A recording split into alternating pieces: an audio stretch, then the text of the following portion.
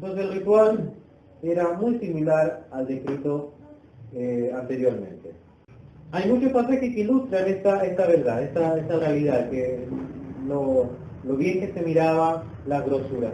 Veamos Nehemías capítulo 8, versículo 10. Veamos del versículo anterior, versículo 9. Dice, y Nehemías el gobernador, y el sacerdote Esdras escriba, y los levitas que hacían entender al pueblo, dijeron a todo el pueblo, día santo es a Jehová nuestro Dios. No os entristezcáis ni lloréis, porque todo el pueblo lloraba oyendo las palabras de la ley. Luego les dijo, id, comed grosuras, ahí está la palabra, y bebed vino dulce y enviad porciones a los que no tienen nada preparado, porque día santo es a nuestro Señor. No os entristezcáis, porque el gozo de Jehová es vuestra fuerza.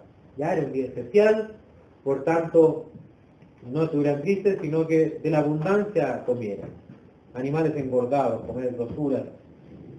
Isaías 25:6 dice, y Jehová de los ejércitos hará en este monte a todos los pueblos banquete de manjares suculentos, banquete de vinos refinados y de gruesos tuétanos y de vinos purificados. ¿Ya? También habla acá de las grosuras. Lucas capítulo 15, el Evangelio de Lucas, versículo 6. En la parábola de la oveja perdida. Del versículo 4 dice, ¿qué hombre de vosotros teniendo 100 ovejas, si pierde una de ellas, no deja las 99 en el desierto y va tras la que se perdió hasta encontrarla? Y cuando la encuentra, la pone sobre sus hombros, gozoso, y al llegar a casa reúne a sus amigos y vecinos diciéndole, gozaos conmigo porque he encontrado mi oveja que os había perdido. Os digo que así habrá más gozo en el cielo por un pecador que se arrepiente que por 99 justos que no necesitan de arrepentimiento. Versículo 23, acá. Parábola del hijo pródigo. Y traed el becerro gordo y matadlo, y comamos y hagamos fiesta. ¿Ya? Símbolo de alegría, símbolo de abundancia, era el animal engordado. Versículo 11, estamos en Levítico de nuevo. Versículo 11. Y el sacerdote hará arder esto sobre el altar, vianda es de ofrenda encendida para Jehová. Si fuere cabra de su ofrenda, la ofrecerá delante de Jehová. Antes de seguir con el tema de la ofrenda de cabras, en el versículo 11 dice una frase, dice, vianda es de ofrenda encendida para Jehová. Hace una acotación ahí. Algunos han tratado de decir de que aquí había algo muy parecido a lo que se hacía en los sacrificios paganos. En el sacrificio pagano, animales eran sacrificados para los dioses y eran como ofrecidos para que los dioses se los comieran, eran como alimento para los dioses. Era un símbolo de que el hombre era capaz de llevarle sus riquezas a ese Dios con minúscula. ¿Ya? Entonces se las ofrecía para que se las comieran en el templo, era un asunto de esa manera. Aquí la enseñanza bíblica es lo contrario. Aquí el que ofrece el sacrificio lo entrega a Jehová, pero Dios es el que desea compartir aquello con el hombre. Invita al hombre a tener comunión con él, comiendo junto con él. ¿Ya? Entonces, una parte es quemada para el Señor y la otra parte la consume el oferente. Dios entonces es el que celebra en este caso la fiesta y invita al que ofreció a que comparta de estas bendiciones. Esto está muy muy clarito en Deuteronomio capítulo 12. Un pasaje muy interesante. Deuteronomio capítulo 12, versículo 6. versículos 6 y 7, dice, y allí llevaréis vuestros holocaustos, vuestros sacrificios, vuestros diezmos y la ofrenda elevada de vuestras manos, vuestros votos y vuestras ofrendas voluntarias y las primicias de vuestras vacas y de vuestras ovejas. Y comeréis allí delante de Jehová vuestro Dios y os alegraréis vosotros y vuestras familias en toda obra de vuestras manos en la cual Jehová tu Dios hubiere bendecido. ¿Ya? Era una invitación que Dios hacía. ¿Ya? Dios compartía con el hombre este momento de comunión. La grasa entonces era totalmente consumida, pero el sacerdote, después lo vamos a ver en el capítulo 7, que él recibía una parte del pecho y una parte del muslo.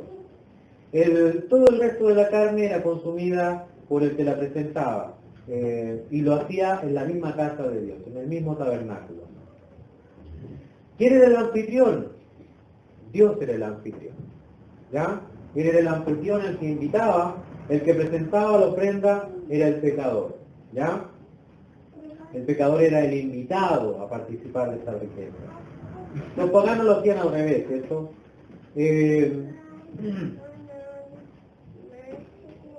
En la ofrenda de paz, Dios proveía la mesa.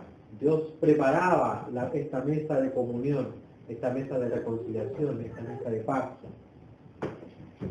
Quiero que leamos Salmo 23, en el versículo 5, un salmo muy conocido, un salmo pastoral.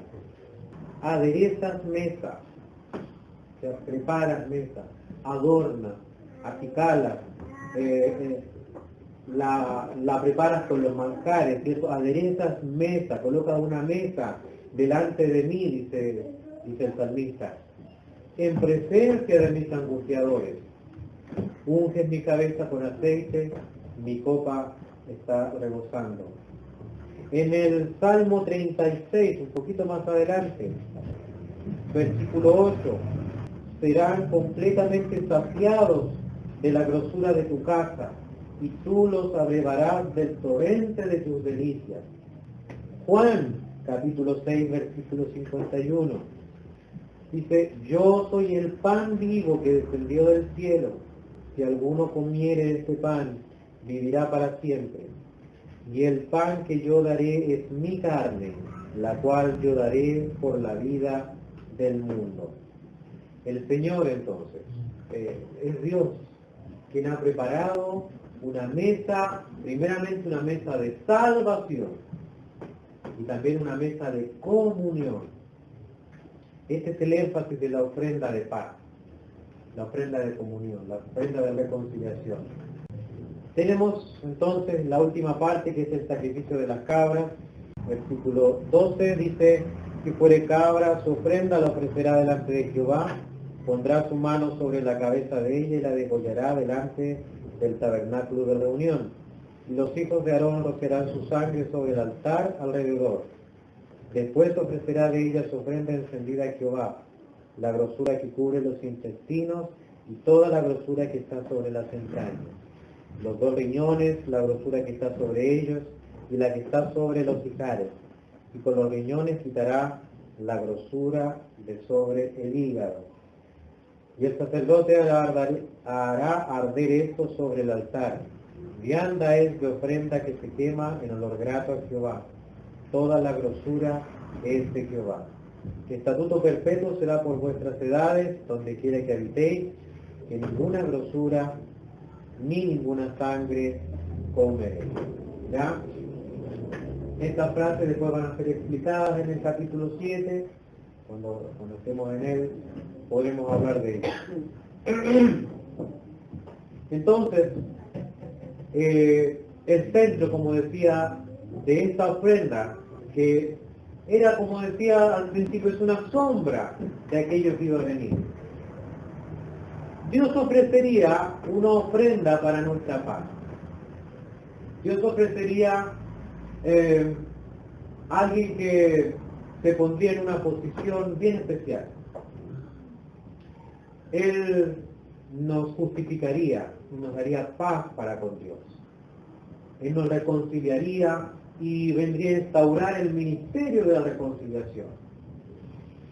Porque aquello a quien Jesucristo dejó como testigos ahora tienen el ministerio de reconciliar y de ir por el mundo, predicar el Evangelio y llamar a todas las personas y decirles reconciliados con Dios.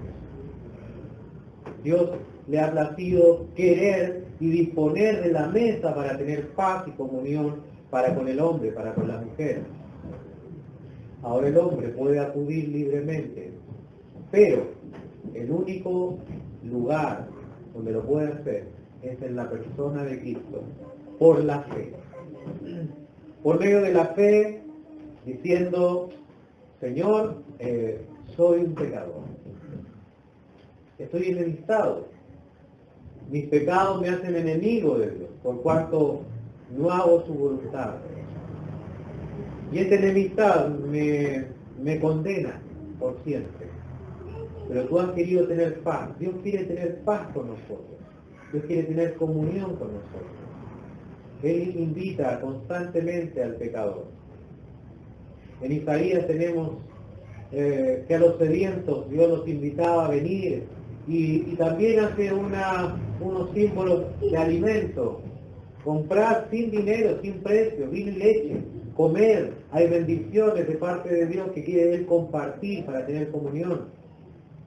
Y en Apocalipsis también tenemos una invitación. Si alguno oye mi voz y abre la puerta, entraré en él y cenaré con él. Dios quiere tener comunión, pero nuestro pecado es un obstáculo insalvable. Por tanto, el único lugar donde podemos tener comunión es en el cuerpo de Cristo, donde dice él mismo cuando leímos en Efesios que en su cuerpo Él nos reconcilió. La reconciliación con Dios está en la fe, en la persona de Cristo. Si alguien no ha depositado su fe en la persona de Cristo, no hay otra manera. Ya no sirve llevar un sacrificio, porque ese sacrificio era un símbolo, porque ese símbolo ya se cumplió en Cristo. Cristo ofreció el sacrificio, el cual es el precio de nuestra paz, la paga de nuestra paz. ¿Ya? Dios colocó sobre Cristo el precio, el valor que costaba tener paz. Por tanto, nuestro desafío ahora, personal, para el que no ha conocido a Dios, es depositar su fe en Cristo, para poder ser reconciliado con Dios. Esta comunión no es solamente temporal para nuestra vida, será eterna.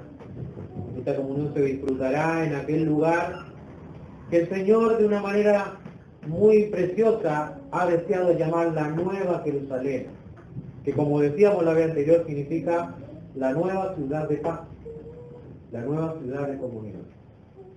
Para los creyentes también tenemos un desafío, nuestra comunión también. Depende que nosotros vayamos como adoradores ahora, con el deseo de tener comunión con Dios por medio de Cristo, a disfrutar de esas bendiciones por medio de nuestro Señor Jesucristo. ¿Ya? Él ha dispuesto la mesa, Él nos invita, Él quiere tener comunión con nosotros. Dios bendiga su palabra en nuestros corazones y desee Dios que aquellos que están enemistados con Dios esta tarde puedan encontrarse con Él y ver que Él tiene esta disposición a perdonar al pecador, no por sus buenas obras, ni por su buena disposición, sino porque Cristo murió en su lugar. Porque los pecados suyos, los pecados míos fueron puestos en la persona de Jesucristo. Y por Él podemos tener paz con Dios.